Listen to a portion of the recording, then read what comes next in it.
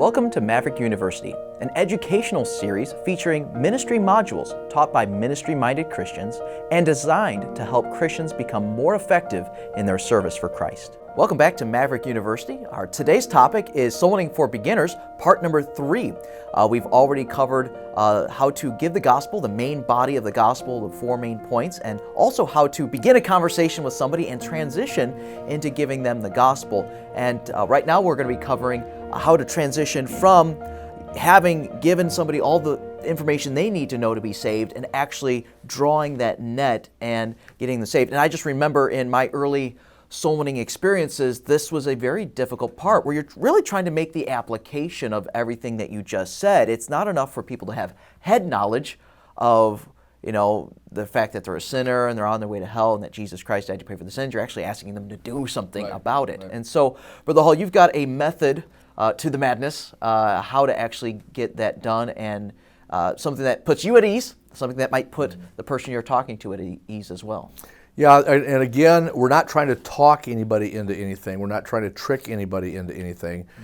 But the goal that we have with this is to remove as many obstacles or uncertainty as we can so that they can make the decision they need to make. Sure. The Holy Spirit brings people into a position of being ready to accept Christ as their. The Holy Spirit does that.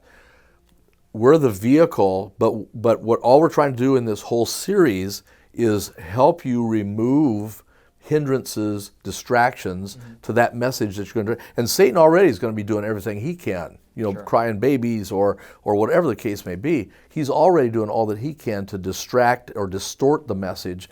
So what we're trying to do in our sessions here is just to provide some tips how that message can stay clear and clean, and the Holy Spirit can take that then and apply it to the heart of an individual so they are completely understanding what it is you're saying and what it is you're asking them to do. Sure. They've never grown up, some of these people you're talking to never grew up going to church or anything like that.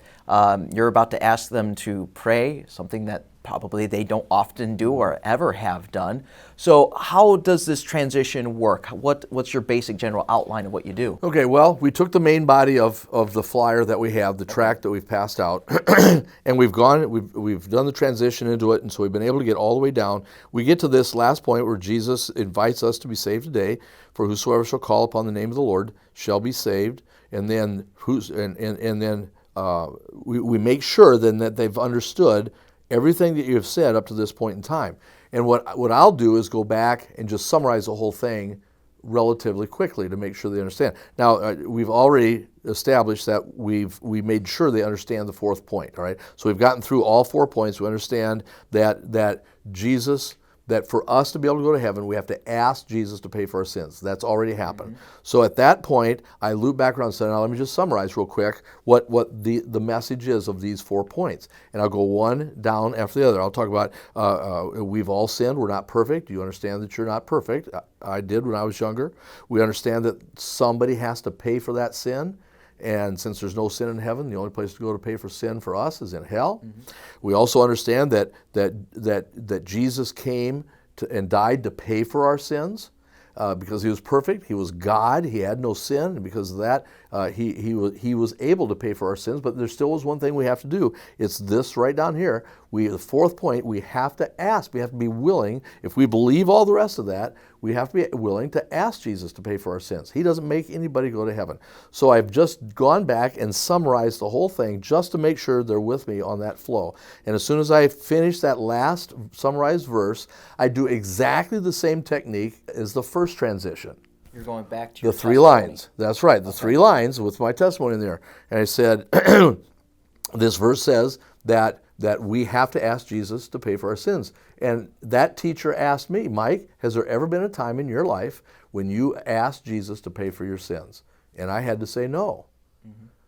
And so she said, and it flows just like we did before, then would you like to ask Jesus to pay for sins? So if you're the one at the door, and I've gone through the thing for you here, then I'll say I had a teacher ask me if I knew for sure that I was on my way to heaven and that I had asked Jesus to pay for my sins.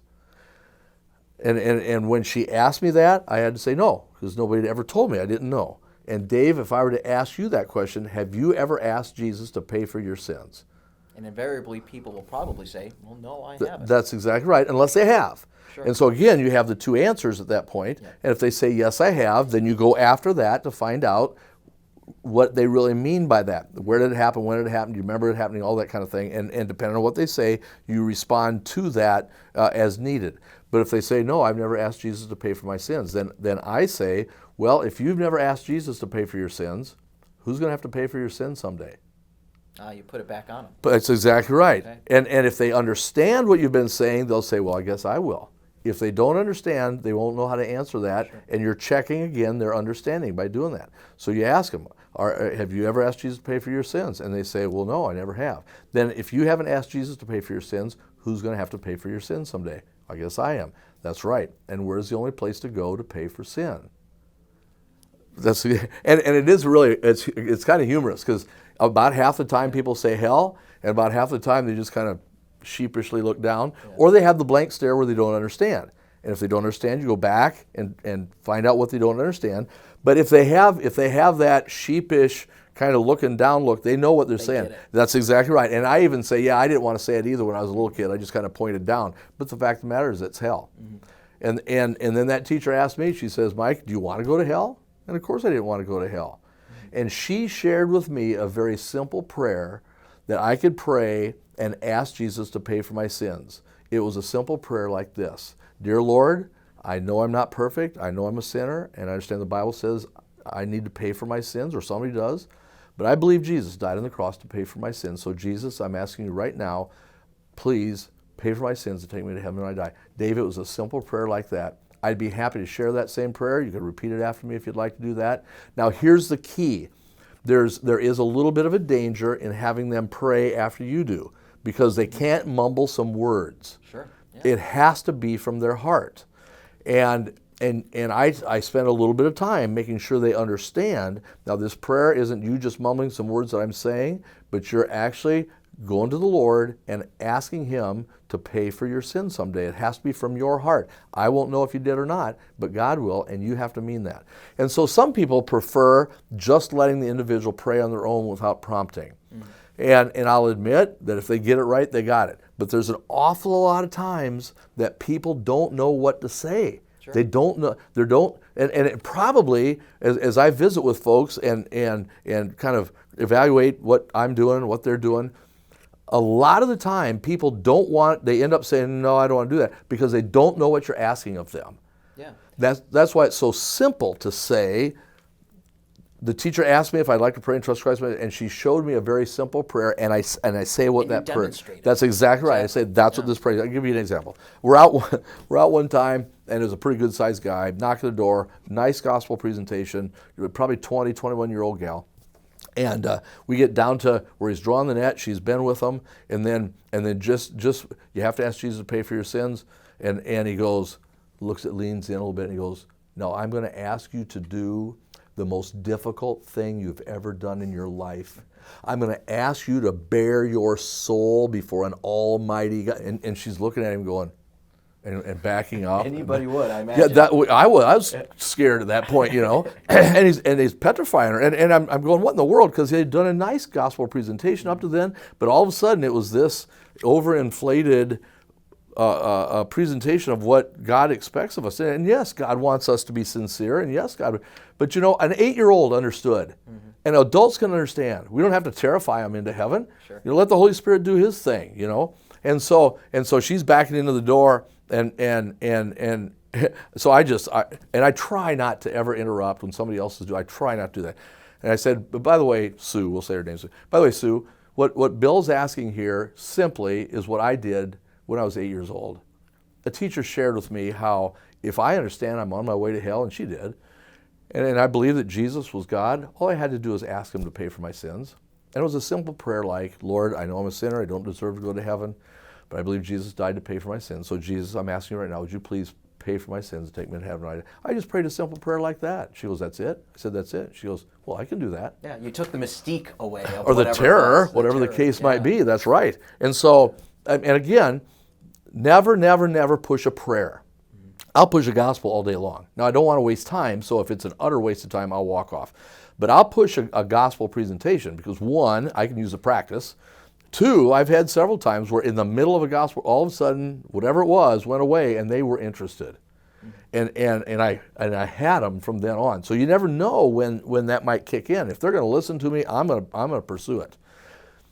But when you get down to the prayer part, we cannot be in a position where we just are tricking somebody into praying a prayer. I heard one time where a guy said, "You're not opposed to praying, are you?" "No." "Okay, well, let's pray. Lord, thank you for this day. Appreciate being able to talk to Dave here. But Lord, Dave just wants to let you know that he appreciates you dying on the cross and paying for his sins. So Dave, just say, Lord, thank you for dying for my sins and take me into heaven when I die." And the guy goes, "Oh, Lord, thank you for paying for my sins. Take me to heaven when I die. In Jesus' name, amen." They walked off, and the guy looked at his partner and said, "That guy got saved and didn't even know he did." Sorry, it doesn't work that way. It doesn't work that way. And we're not in some kind of a notch your belt contest. When I talk to people, I could really not care less. That's not the point. The point of encouragement that I have with people is, how many gospels did you get in? Let the Holy Spirit take care of it after that. And yes, we want people to pray and we want them to get saved. And everything we're saying here is removing obstacles so they know exactly what we're asking them to do. It's not a mystery. It's not a questionable thing. They know exactly what they want us to do, what we're asking them to do, and the Holy Spirit can convict them and they can choose. But if they don't know what to do, their natural answer is, well, no, I don't think so. Exactly. So they have to know. So this transition just clears things up. It reviews with them. It helps them understand your testimony and that, hey, I had never done this. Have you ever done this? Well, no, I haven't. And then you can demonstrate for them, this is the prayer that I prayed, and this is exactly what I'm asking you to do. Yes. Because people will naturally say no defensively when they don't really even know what you're asking of them. Yes, will you do this? Right. No, I'm not even sure what you're saying. That's exactly right. Yeah. So. And so if for anybody that watched the first transition video, the same three things, the transitions are exactly the same. So here I am, the first transition.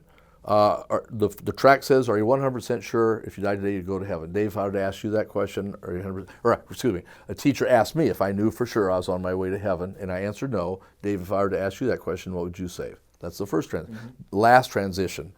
Bible says that we must ask Jesus to pay for our sins. Teacher asked me if I ever asked Jesus to pay for my sins. I had to say no. Dave, if I were to ask you that same question, what would you say? The transitions, the technique are the same for both. That way I don't have to remember more than one, and they both work anyway. And then once you get that transition, then once you're at the point of asking them to trust Christ as their Savior, you have to be absolutely clear what it is you're asking them to do, and allow the Holy Spirit to take that. And then, like I say, I like to actually lead somebody in a prayer because but then as soon as I do that, and they raised their heads, I said, "Now, did you mean that when you say that, or were you just echoing some words?" And a couple of times I had people say, "Well, to be honest with you, I just was echoing." I appreciate their honesty. That's exactly right, and I'm glad they said that. Yeah. Because otherwise I might not have known, and they're going to hell thinking or knowing that they didn't really mean that. Sure. So I spent a little bit of time trying to show them that they had to be in the sincerity of their heart that they did that. So let's just say someone does bow their head and they ask Christ to save them, and they're sincere, and you follow up and just make sure that they are. Where do you go from there? Sure. And that's probably another topic. You don't just slap them on the back and say, "Well, that's great, see ya." Write it down on my paper and turn it in. Yeah. No, and it's probably the full-length discussion is probably for another day. But at that point, I do everything I can to get them to church. Some people encourage that you try to get them to be baptized. Some people, and I'll show some assurance verses right after that. 1 John 5:13, you can go to John 3:16. I mean, there's a bunch of verses that you can go to just to make sure they understand and know and have assurance of the salvation. But the number one thing I try to do is to get them to come to church as quick as possible. So you're taking that conversation back to the very beginning, where you're pushing the church. It's exciting. Let's get you there. If they really got saved, now the Holy Spirit's inside working on them to come. A couple things. One, you want to get them there while there's a spiritual, aura is not the right word, but there's a spiritual condition that they're in right now that they should be receptive to spiritual things. And coming to church ought to be one. I mean, if accepting Christ is, you're in that condition to do that, that's then right. you'd be That's in the exactly condition right. to go to church for sure. And so now there ought to be some kind of a desire inside. The Bible says that there is. We're predestined to be conformed to the image of Christ after we're saved. And that's not talking about being saved, that God determining. That has to do with us becoming more Christ-like after we're saved. It says that's inevitable. And so they're more tender at that point in time and more receptive than any other time. And if you don't get them to come that first week, the odds of them ever coming plummets. Strike while the iron is hot. That's exactly right, because most of the time after that, it's very difficult to get them to come, unless they had a legitimate reason, and you can hook them to come for another time. But I really work hard at getting them to come to church, because if they come to church, they're going to hear about, they'll hear salvation reiterated. Sure. They'll hear about that you need to get baptized. They'll hear about possibility of joining the church. All of that stuff will happen at church also, if I can just get them there. And so the church is the vehicle for discipleship. Sunday school is the vehicle for discipleship. That's exactly right. Perfect. Awesome. Yep. Thanks, Brother Hall. We've covered the transition into the gospel. We've covered the meat of the gospel, the main body. We've covered that transition leading them to the Lord. And so this is just a quick crash course that somebody can use to successfully give people the gospel and see some results with that. And in future videos, we're going to be talking about some basic tips, general hacks for soul winners, and then also how to train someone. Maybe you're an experienced soul winner and this is something you've been at for quite a while. What are some things that you can do to recruit some people to be your partner and train them to do exactly what you do out soul winning? Thanks so much for watching.